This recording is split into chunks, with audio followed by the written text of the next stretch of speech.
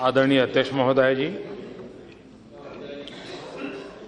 सदन में और देश में जो आक्रोश है, उस आक्रोश में मैं भी मेरा स्वर मिलाता हूं।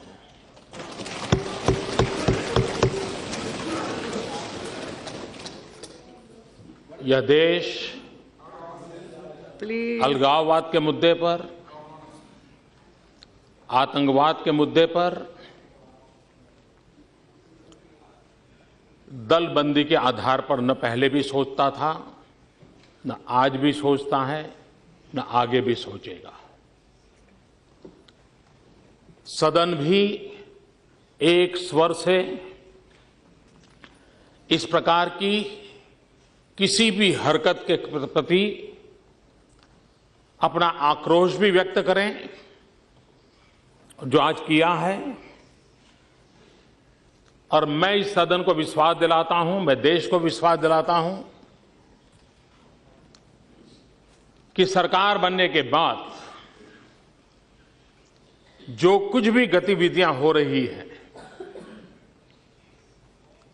न वो भारत सरकार से मशवरा कर करके हो रही हैं, न भारत सरकार को जानकारी दे करके हो रही हैं। और इसलिए कि आप समय आने पर अवश्य राजनीतिक टिप्पणियां करें। भारतीय जनता पार्टी वहां पर सरकार में हिस्सेदार हैं, इसके लिए आप उसकी भरपूर आलोचना भी करें, और वो आपका हक भी है और होनी भी चाहिए। लेकिन हम ऐसा न करें कि देश की एकता के संबंध में हमारे भिन्न स्वर है। ये मैसेज न दुनिया में जाना चाहिए, न कश्मीर में जाना चाहिए, न देश में जाना चाहिए। और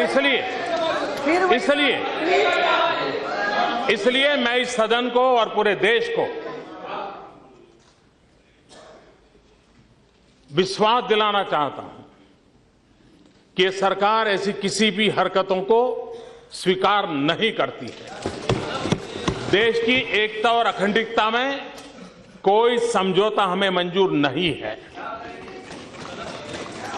संविधान की मर्यादाओं में ही कदम उठाए जाते हैं। कदम भी संविधान की मर्यादाओं में ही उठाए जाते हैं, आगे भी उठाए जाएंगे। और इसलिए मैं इस सदन को विश्वास दिलाता हूं। दूसरा,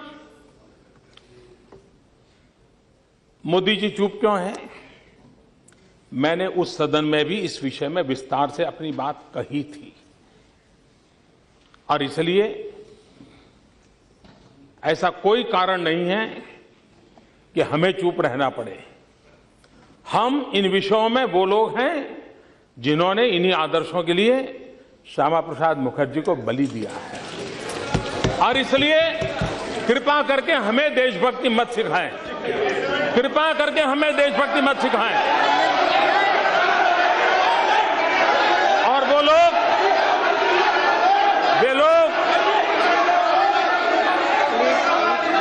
जिन लोगों के साथ, और मैं आपको कहना चाहता हूं, हमने कुछ बातों का क्लैरिफिकेशन मांगा है,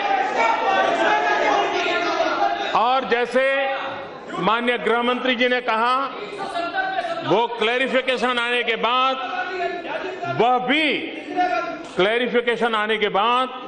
वह भी सदन को जानकारी दी जाएगी।